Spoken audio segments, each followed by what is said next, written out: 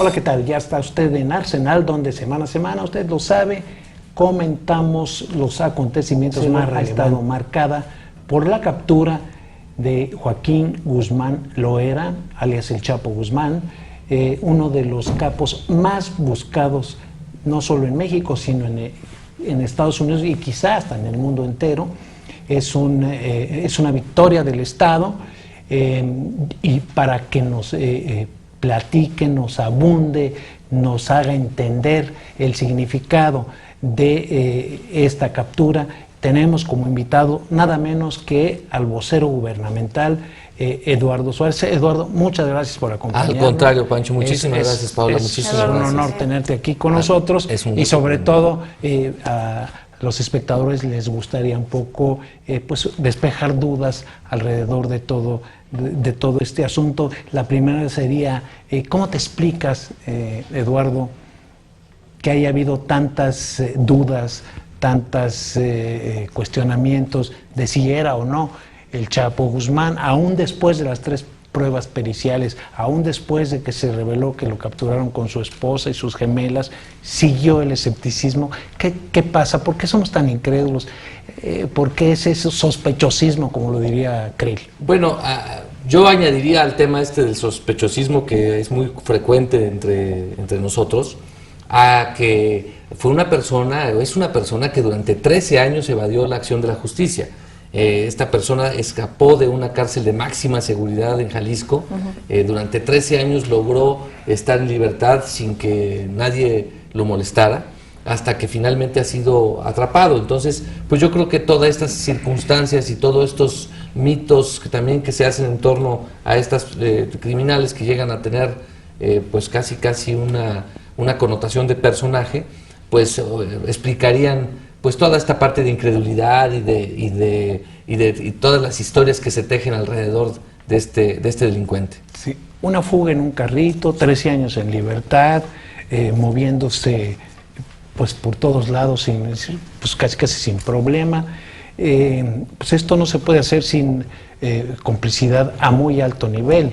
Creo que en alguna entrevista tú mismo lo dijiste, que había que investigar hasta quién lo había ayudado, cómo lo había apoyado, cómo logró sustraerse de la justicia durante tanto tiempo.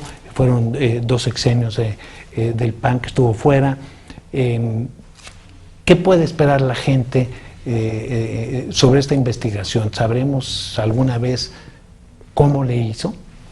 Pues el otro día lo decía el Procurador General de la República, decía la aprehensión de Joaquín Guzmán Loera es el principio porque a partir de que lo tenemos capturado, de que fue capturado con vida, es posible tener una fuente de información a través de él y de sus cómplices que también han sido aprehendidos junto con él y los que estoy seguro se seguirán sumando a las capturas, para poder dilucidar muchas preguntas que la sociedad tenemos. La sociedad queremos saber cómo fue que se escapó de la cárcel, cómo fue que se mantuvo durante 13 años evadiendo la justicia en libertad sin que fuera reprendido, y también queremos saber dónde está su riqueza, dónde están los bienes que hizo en su carrera delictiva, bajo qué circunstancias los pudo mantener en la clandestinidad, quiénes lo ayudaron para que esto pudiera ocurrir. En fin, hay muchas preguntas que las investigaciones nos habrán de dar las respuestas.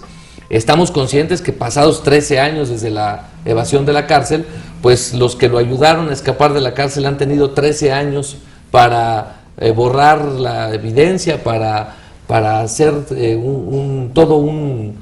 una estrategia para no ser descubiertos, pero habrá que hacer una investigación profunda y estoy seguro que algún resultado vamos a tener. Ahora, Roberto Saviano, el escritor de este polémico libro Gomorra, decía entre sus líneas en alguna ocasión que la democracia muchas veces puede ser igual a corrupción, que todo el mundo tiene un punto de inflexión, todo el mundo tiene un precio, y ese parece que fue una de las herramientas del Chapo.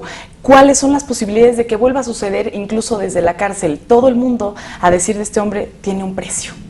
Bueno, es una generalización que por ser generalización pues tiene ese defecto, ¿no? Yo creo que cuando uno generaliza normalmente se equivoca. Hemos tomado medidas muy claras, hemos hecho un estudio y un análisis de cuáles han sido los protocolos de seguridad en las cárceles de máxima seguridad que se han seguido. Hemos reforzado esto y estamos plenamente seguros de que esto no se puede volver a repetir. Recordemos además que la captura de Joaquín Guzmán Loera se da dentro de una estrategia de seguridad que tiene un propósito muy claro y muy simple. El presidente de la República se comprometió a reducir la violencia en nuestro país. Y en este camino es como ha sido aprendido esta persona. Recordemos que al principio de la administración, el presidente Enrique Peña Nieto, al comprometerse a reducir la violencia, se hacen 2 estudios, se hacen muchos, pero quisiera traer 2 a la mesa ahora. Uno, de cuáles son los criminales o quiénes eran los criminales que al 1 de diciembre de 2012 estaban generando mayor violencia en nuestro país. Identificamos a 122 objetivos prioritarios, entre ellos esta persona. A esta fecha, 1 año y meses después de que inició el gobierno de Enrique Peña Nieto, se ha logrado neutralizar a 75 de ellos. De estos 75, en el 95% de los casos no se ha producido un solo disparo. Y esto obedece a que se ha privilegiado en la estrategia de seguridad la inteligencia por encima de la fuerza. Sí. El presidente de la República ordenó que se racionalizara y se utilizara de manera muy mesurada la legítima uso de la fuerza por parte del Estado, porque eso también genera violencia. Por el otro lado, se identificaron 1000 polígonos, es decir, 1000 comunidades, barrios, lugares, en donde las condiciones sociales son propicias para que se genere delincuencia. Son lugares con una enorme marginación, con prácticamente nulos esquemas para el desarrollo social, con desempleo, con falta de acceso a salud, en fin, una serie de cosas que son un caldo de cultivo muy propicio para generar delincuencia. Hay violencia en la familia, hay violencia en la escuela, hay violencia en la calle. Entonces, en estos 1000 polígonos, que es donde se está haciendo el trabajo más importante y al que nosotros le estamos apostando de una manera muy decidida, y que vamos a tener resultados en el mediano y en el largo plazo, sí, es la reconstrucción del tejido social, es revertir estas condiciones sociales. ¿Para qué? Para que en esos lugares disminuya la violencia, para que haya alternativas para los jóvenes, para que los jóvenes tengan entretenimiento, deporte, cultura, espacios para el empleo, y entonces la vida delincuencial se vuelva poco apetecible. Entre mayor beneficio, entre mayor desarrollo social hay en las sociedades, menor índice de delincuencia, y viceversa. Cuando reducen las oportunidades de desarrollo social, crecen los niveles de delincuencia. Eduardo, acabo de escuchar que dijiste esto no puede volver a suceder en el caso del Chapo Guzmán, de que pudiera volverse a fugar. El penal del Altiplano es de alta seguridad, Puente Grande también lo era. Los policías pues son gente, es condición humana también. ¿Con qué certeza o con qué te da tanta seguridad de que esto no se va a repetir si los policías pues son susceptibles de corrupción? Si ya vimos que una vez un penal de alta seguridad pues no fue tan de alta seguridad y se pudo escapar en un carrito. En fin, ¿qué ha cambiado de entonces acá que pudiera uno decir, no, ahora sí no se les va a pelar? Hay una sistematización. Yo creo que cuando nosotros apostamos a los esquemas, apostamos a los métodos, más que apostar a la eficacia de las personas en este tipo de cosas, es como podemos tener mayor éxito. Lo que hemos hecho es un análisis muy importante de todos estos sistemas y de los perfiles de las personas que están ahí, los niveles de contacto que tienen con los presos, con las personas que están internadas ahí, la metodología que existe para las visitas, en fin, una serie de cosas que nos permiten sistematizarla de tal suerte que evitan de manera muy importante la colusión. Por el otro lado también, y esto es algo que los ciudadanos muchas veces nos molesta mucho, es decir, se aprende al delincuente y entonces pareciera que es una especie de borrón y cuenta nueva. Sí. Sus hijos y sus cómplices y sus familiares pues disfrutan, inclusive arriba de la mesa, sin ningún empacho, de la riqueza y de los bienes que estas personas hicieron a través de lastimar a la sociedad. Y en ese sentido también el Procurador General de la República ha sido muy enfático de ir por estos bienes, que estos bienes se sigan el procedimiento que la ley señala para este tipo de aseguramientos y que de ninguna manera queden a disposición y arbitrio y goce de quienes por ser familiares, por ser cómplices o por ser cercanos a un delincuente no tienen por ningún motivo derecho de hacerlo, sobre todo que están estos bienes manchados de sangre y sin lugar a dudas son producto de haber lastimado severamente a la sociedad. Ahora, Eduardo, nos platicas ahorita que finalmente se cortó la cabeza, que es el Chapo Guzmán, pero el crimen organizado, lo sabemos, no es un animal de una cabeza, le salen muchas cabezas como si fuera una hidra, ¿no? Este animal mitológico. Entonces, van a surgir muchas cabezas y además no nada más a nivel nacional, sino que el crimen organizado ya es transnacional. ¿Cuál es la estrategia de nuestro gobierno para que eso no suceda, para que no sigan saliendo cabezas nuevas? Mira, yo creo que es muy importante que tengamos claro que la delincuencia ha existido prácticamente desde que existe la sociedad. Es decir, no, el que diga que va a acabar con la delincuencia, pues está mintiendo. Es una parte, sin lugar a dudas, de la misma condición humana. Es una tarea permanente, no es una especie de guerra que inicie y termine en algún momento. Esta es una labor permanente que el Estado, los estados del mundo tienen que atender durante toda su existencia. Hay países en donde las condiciones para el combate a la delincuencia y las condiciones para generar delincuencia son mayores o menores que otra. Nosotros tenemos muy claro cuál es nuestro objetivo. Y nuestro objetivo está principalmente enfocado a buscar nuevas condiciones sociales que impidan o que hagan menos atractiva la vida delincuencial para un delincuente. ¿Cuáles son esas condiciones? Déjame de ser simplista y probablemente no pueda ser exhaustivo por el tiempo, pero déjame ponerlo de esta manera. Tenemos incentivos positivos e incentivos negativos. De un lado tenemos un entorno de violencia, un entorno de marginación, es un entorno en donde las personas no tienen muchas alternativas o muy pocas alternativas de desarrollo y entonces la delincuencia se convierte en una posibilidad atractiva. Por el otro lado tienes a la impunidad. La impunidad es un gran aliciente para que un delincuente se atreva a entrar a esta vida, a mantenerse en ella, porque pues, los niveles de eficacia, déjame decirlo así, pues son muy altos. Nosotros tenemos que trabajar en estos dos temas.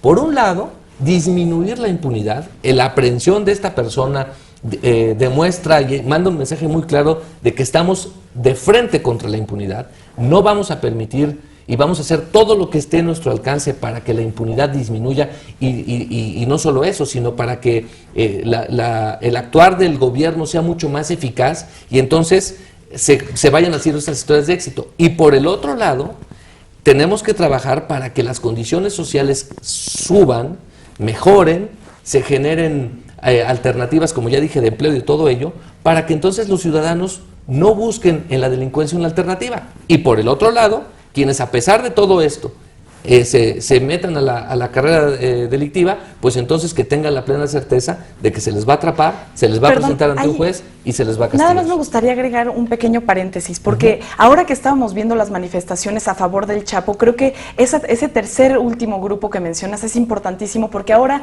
los narcotraficantes, cualquiera que pertenece al crimen organizado, los narcos, ya son ídolos, entonces ya no es nada más una oportunidad de trabajo o te amenazo y entonces tienes que formar parte de esto, sino que ya también son parte del modelo a seguir.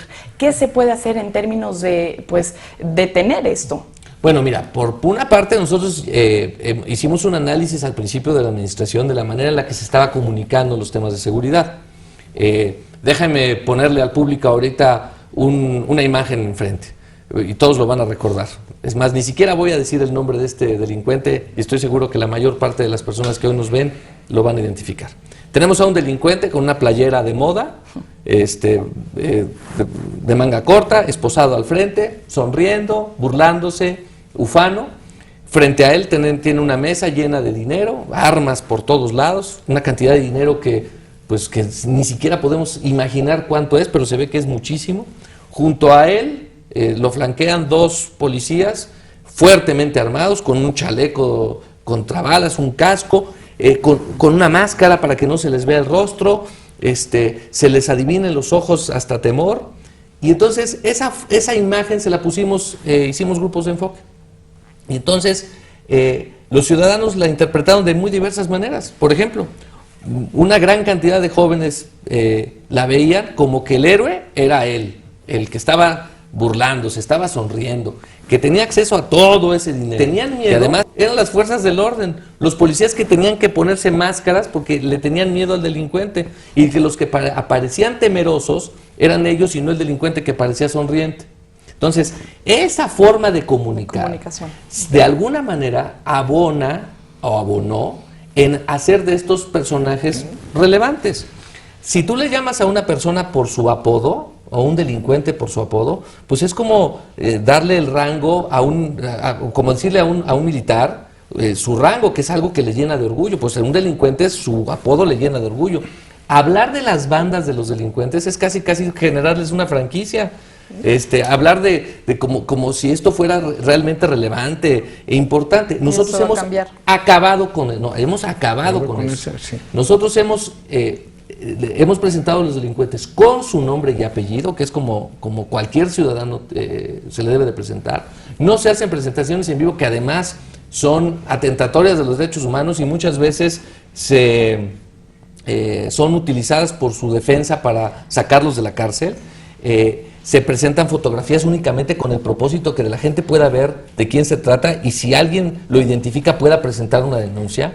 No se les presenta, no se les prejuzga en ello, y desde luego no se está haciendo apología del delito. Pero se les admira porque hacen obras públicas. Perdón, para terminar nada más la idea, no se les presenta como personajes relevantes de la sociedad, sino al contrario, se les presenta como lo que son: presuntos responsables de hechos y de actos que son castigados por la ley y que además van a tener una consecuencia en su vida. Sí, bueno, un poquito para precisar este personaje, pues la gente, no, yo sí, tú no lo puedes decir, pero yo sí, me imagino que estabas hablando de la Barbie cuando estabas describiendo este personaje que hay. Me voy a ir un poquito atrás en lo que dijiste sobre las riquezas de Joaquín Guzmán Loera, para no utilizar el apodo del Chapo.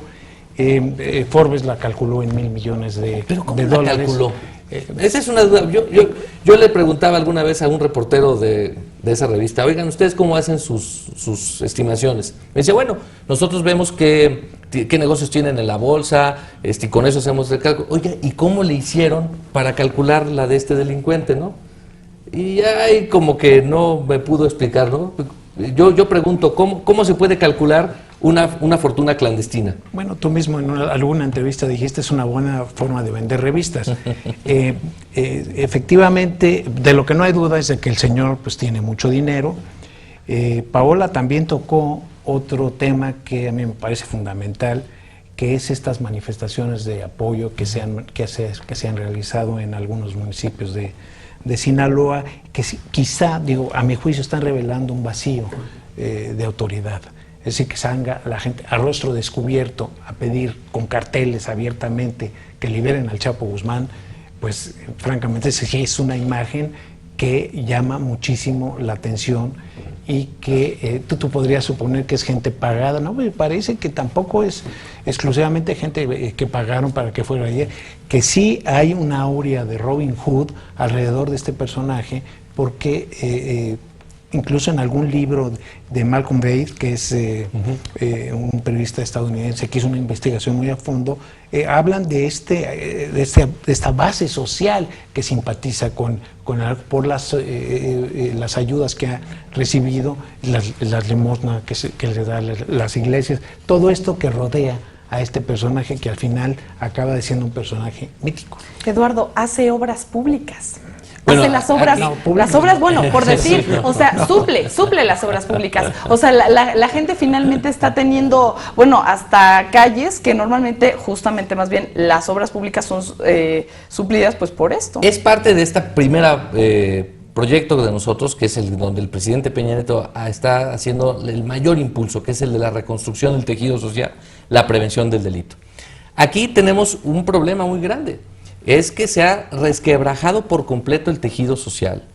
Tenemos un enorme problema de violencia en las familias, de desintegración, en fin. Y tenemos por el otro lado un problema de resquebrajamiento del tejido, es decir, de comunidades en donde estos delincuentes han pretendido suplir en muchas ocasiones actividades que hace el Estado. Entonces, ahí está el trabajo de nosotros. Hay comprometidos 36,000 millones de pesos en este programa para ir a estos 1,000 polígonos. Mira, les voy a dar un ejemplo que creo que puede ser muy ilustrativo. Muchas de estas colonias son de que hay mucha violencia. Hay una enorme cantidad de mujeres que son jefas de familia. O que hay papá y mamá, pero que los dos están trabajando. Y los niños en la tarde salen de la escuela y quedan prácticamente al amparo de la pandilla. El programa de escuelas de tiempo completo, además de mejorar la calidad educativa, además de permitir que los niños se regularicen para que si se están atrasando en algunas materias puedan tener una especie de regularización, también tiene una connotación, sin lugar a dudas, de prevención del delito. Es decir, mantener a los niños en las escuelas, en las tardes, para que puedan a partir de ahí tener actividades deportivas, de actividades estéticas, culturales, de regularización, etcétera, cumple una doble misión. Por un lado, llevar a cabo todas estas actividades y por el otro lado, mantenerlos alejados de un entorno violento. Ahí es donde estamos trabajando y desde luego, que quede muy claro, los resultados de este programa los vamos a tener en el mediano y en el largo plazo. Pero si no empezamos a trabajar nosotros desde ahora, vamos a tener que pagar las consecuencias en el futuro que estamos pagando hoy porque este trabajo no se hizo ayer. Dile a la gente, le gustaría escuchar cuál es la previsión. El Chapo Guzmán en la cárcel, ¿qué va a pasar? ¿Cuáles son los escenarios que tiene el gobierno frente a este nuevo panorama que hay ya sin el Chapo Guzmán ahí? Y ahí yo agregaría el tema de la extradición a Estados Unidos, si es que se va o se queda, y si se queda, hace unos días también platicábamos de que el 60% de las cárceles en nuestro país son dirigidas o controladas por reos. Nosotros podríamos tener la garantía, si es que se queda, de que el Chapo se vaya a quedar en la cárcel. Ese dato no debe ser reciente, creo que es importante. Hace un par de meses por la CNDH. Yo creo que vale la pena decirlo así, porque lo hemos visto durante la administración del presidente Enrique Peña Nieto, pues prácticamente se ha recuperado el control de las cárceles, es decir, hay revisiones constantes. Hoy ya no ven estos eventos en los que hay fugas masivas de reos, etcétera. En ese sentido también la Secretaría de Gobernación ha hecho un trabajo muy, muy importante precisamente para que eso no ocurra.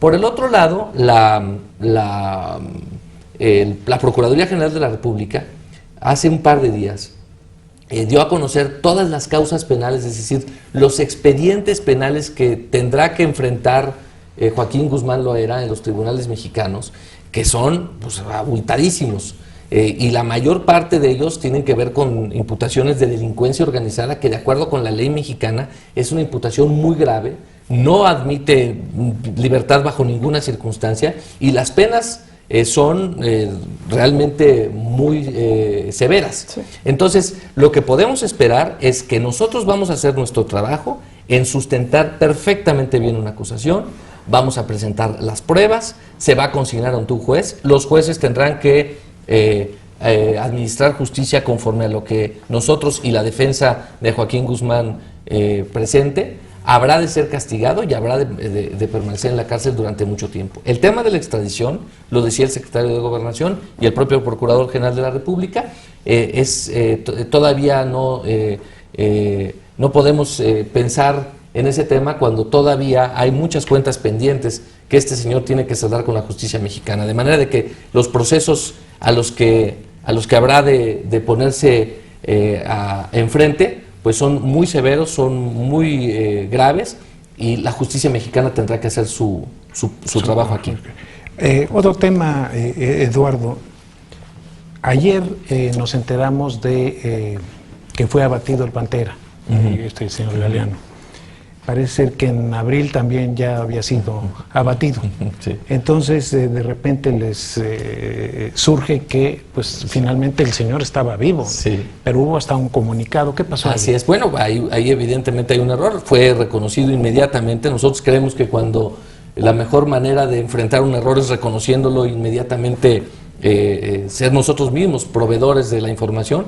El secretario de Gobernación le dio instrucciones al secretario ejecutivo del Sistema Nacional de Seguridad Pública, Montealejandro Rubido, para que de inmediato se hiciera del conocimiento público esta circunstancia a la que tú aludes, y que también inmediatamente se haga una investigación una investigación en términos de poder dejar muy claro qué fue lo que ocurrió entonces en el evento de abril de 2013, para no dejar ninguna duda al respecto. Creemos nosotros que nuestro compromiso con la transparencia pues empieza por, si tenemos nosotros un error, reconocerlo sin ninguna ambaje. Hace algunos días el secretario de Gobernación, a que tú aludes, decía también que no hay cadáver del Chayo. Es otro de los delincuentes que desde la Secretaría de Gobernación en el sexenio anterior mataron.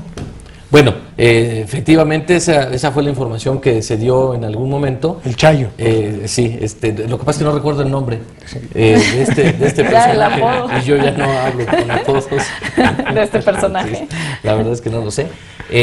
Bueno, pues y ahora que tenemos la presencia en Michoacán y que el gobierno de la República está muy metido en este tema, pues están haciendo investigaciones que seguramente llevarán a muy buen término, de manera que esperemos a que esto suceda. Ahora, en términos de comunicación, así como, bueno, estábamos ahorita diciendo quién lo dice primero y quién después, se les adelantaron Calderón y AP, por así decirlo, la agencia de noticias, ¿no?